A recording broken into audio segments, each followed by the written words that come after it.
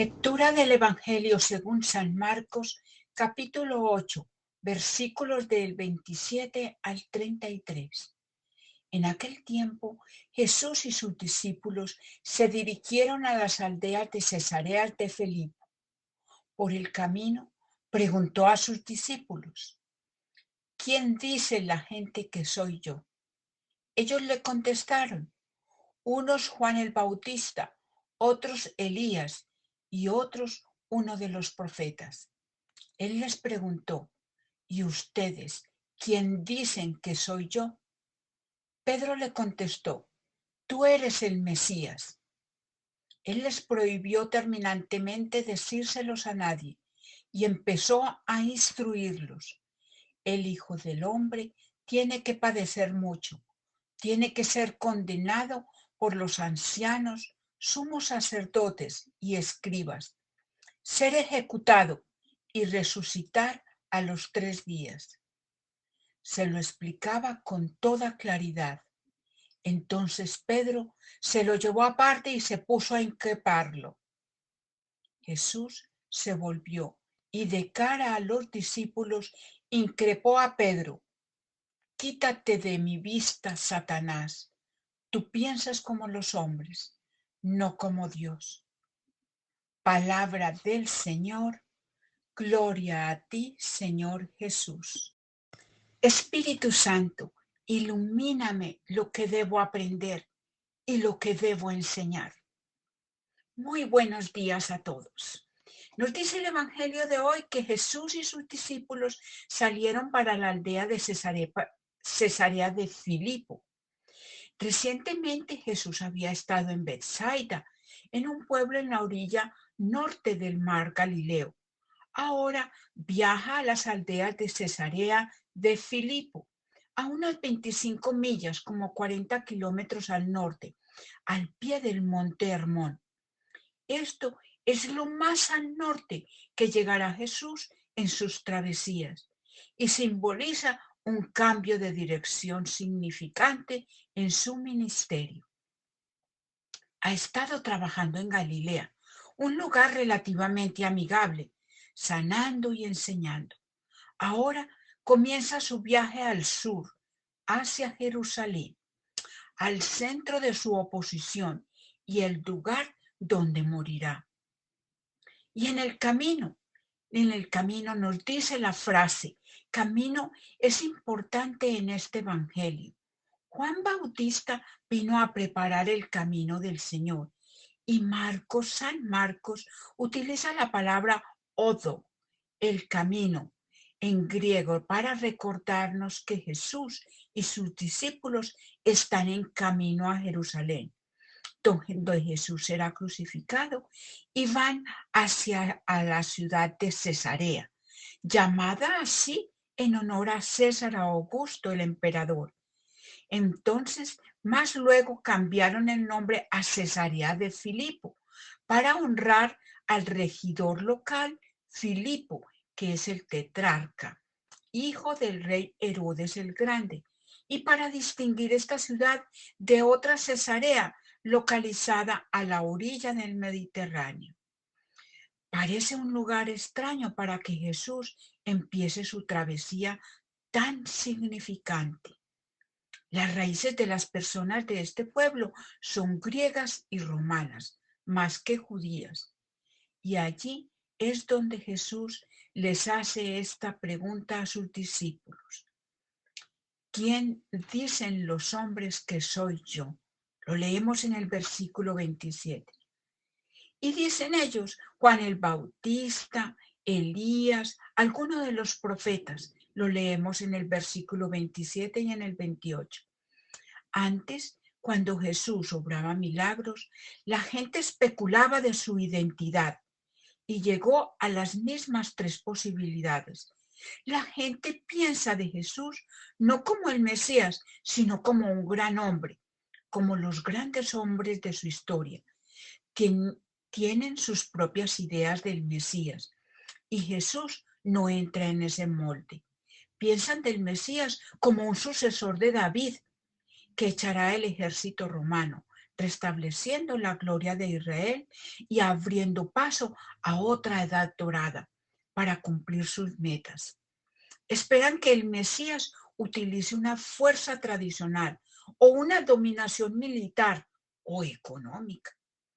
Esperan que el Mesías sea como Elías, un gran profeta, o sea como un superhombre, un hombre como los demás, excepto Jesús es un hombre como los demás, excepto por su gran poder.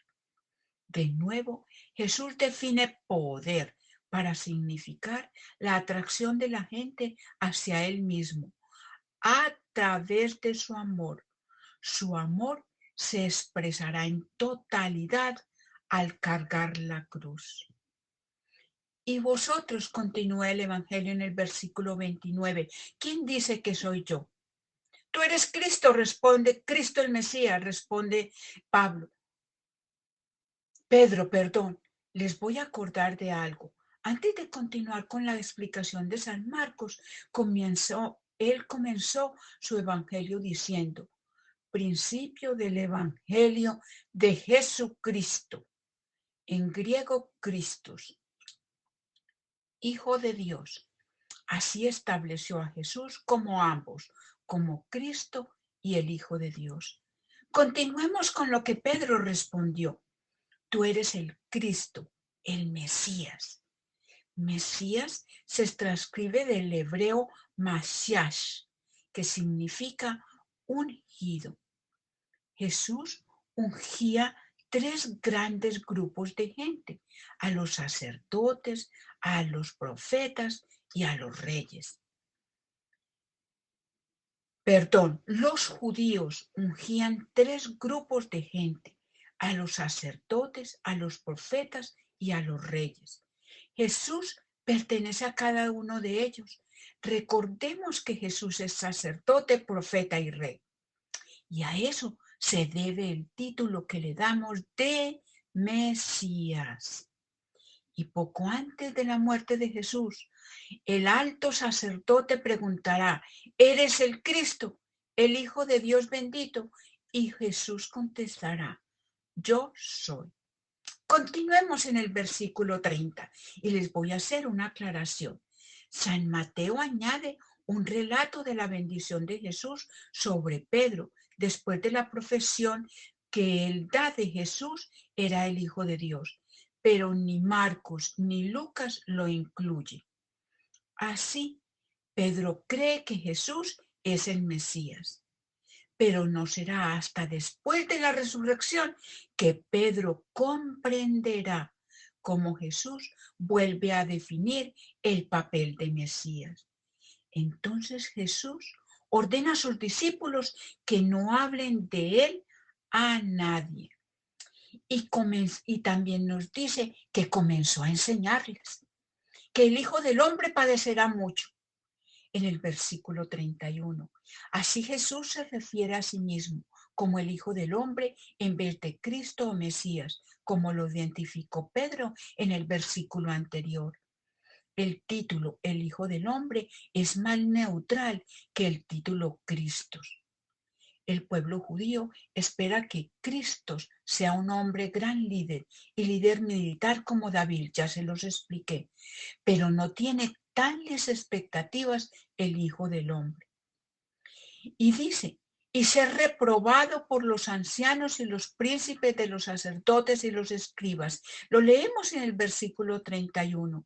Estos tres grupos componen el Sanedrín, el cuerpo regidor del pueblo judío. Y Jesús aquí nos predice su muerte. A Pedro le acepta como Mesías, pero no le gusta lo de la cruz. Por eso Jesús le reprocha y le dice que se aparte de él. ¿Hacemos nosotros algo semejante? ¿Merecemos también nosotros el reproche de que pensemos como hombres y no como piensa Dios? Tendríamos que decir con palabras y con obras, Señor Jesús, te acepto como Mesías, el Hijo de Dios. Te acepto con tu cruz, dispuesto a seguirte, no solo en el Consolador, sino también en lo exigente de tu vida, para colaborar contigo en la salvación del mundo. Es decir, una cosa es saber y otra aceptar su persona juntamente con su doctrina y su estilo de vida, incluida la cruz, con tal coherencia. En el versículo 31 nos dirá, y resucitará después de 3 días. La mala noticia de la muerte de Jesús serán vencidas por la buena noticia de la resurrección. Muchas gracias por su atención. Los espero mañana en otro pedacito de gotitas de sabiduría.